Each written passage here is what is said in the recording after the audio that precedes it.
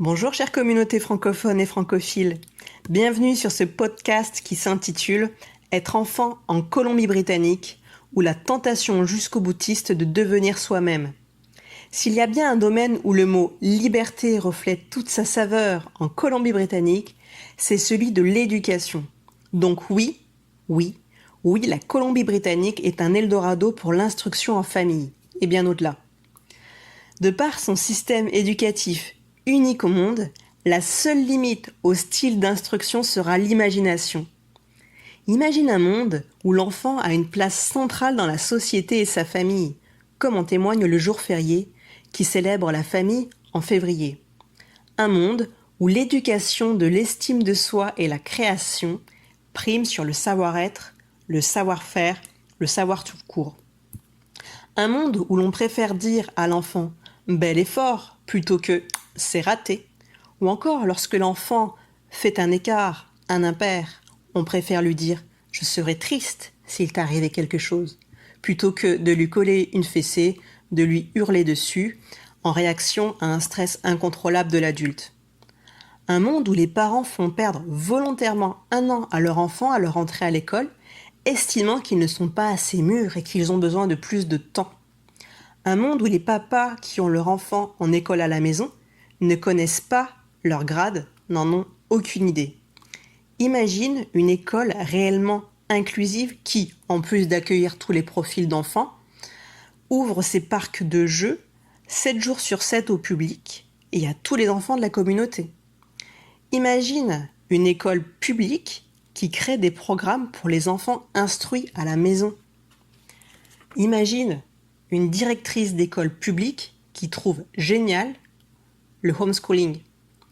Imagine des écoles anglophones et francophones communautaires qui sont un lieu de vie pour les habitants de la communauté via l'organisation d'événements.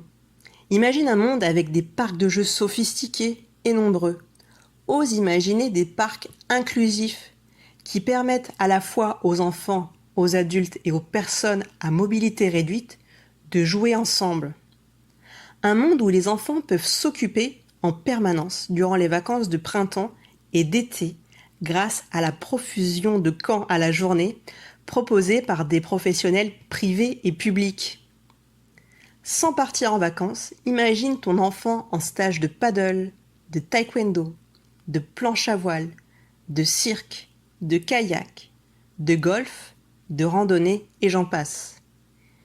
Imagine des écoles qui gèrent des enfants à besoins particuliers, comme les troubles 10, des enfants avec des troubles du comportement, comme les TDAH, les zèbres, les HPE, et qui arrivent à se classer dans le top 10 du classement international PISA. Imagine ce monde où les anniversaires des enfants sont fêtés avec leurs copains et la famille de ses copains. Après t'être battu contre la suppression de la collation à l'école maternelle, qui, dans des classes de 31 enfants, les élèves restaient sans manger de 8h15 à 12h15 et développaient des troubles de l'anorexie du jeune enfant, eh bien imagine un monde où tu dois te battre contre l'hyperfréquence et l'omniprésence de la collation. Visualise ce monde où les enfants pratiquent la gratitude à l'école dans l'esprit de Thanksgiving, remercier de donner. Et dans leur famille, sous le prisme de la religion ou de la spiritualité, à travers l'héritage d'enseignements alternatifs comme Waldorf. Visualise un monde où les savoirs autochtones sont transmis aux enfants, un monde où chaque enfant compte, un monde où on essaye de réparer 160 ans de génocide qui ont tenté de tuer l'Indien dans l'enfant. Imagine aussi un monde où, en Colombie-Britannique, un enfant sur 7 vit en dessous du seuil de pauvreté. Et imagine qu'on crée des programmes d'éducation dans la nature pour que ces enfants retrouvent confiance en eux. Imagine des pods, ce sont des capsules, des mini-temps d'instruction.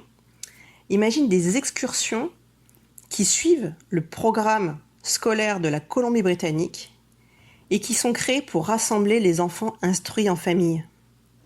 Visualise un monde où aucun vaccin n'est obligatoire pour les enfants qui fréquentent l'école publique, ce monde où, en cas d'épidémie, on demandera simplement à l'enfant de rester chez lui et attendre que ça passe. Ce monde où les parents sont heureux de voir leur enfant vêtu d'un short blanc se rouler dans la boue et exprimer leur satisfaction de le voir autant bien s'amuser. Ce monde où on peut aller à l'école en pyjama. Ce même monde où les parents seront choqués d'apprendre que dans des pays, l'instruction à l'école est obligatoire à partir de 3 ans, à temps plein. Et s'ils apprennent qu'on met des enfants dès 2 mois à temps plein dans des crèches, ils y verront clairement une forme de maltraitance. Visualise ce monde où tu as la sensation que tous les parents et les professionnels de l'éducation ont lu et intégré la philosophie de Françoise Dolto, qui place l'enfant en haut de la pyramide et qui proclame que l'enfant est une personne. Mais comprends que, dans ce monde de la Colombie-Britannique, qualifié par le gouvernement provincial lui-même de meilleur endroit sur Terre, les enfants expérimentent peu la frustration, que ce soit de la part d'un instituteur, d'un éducateur ou d'un parent. Comprends que dans ce monde, on n'aime pas faire de la peine. Comprends que dans ce monde, on a du mal à dire non.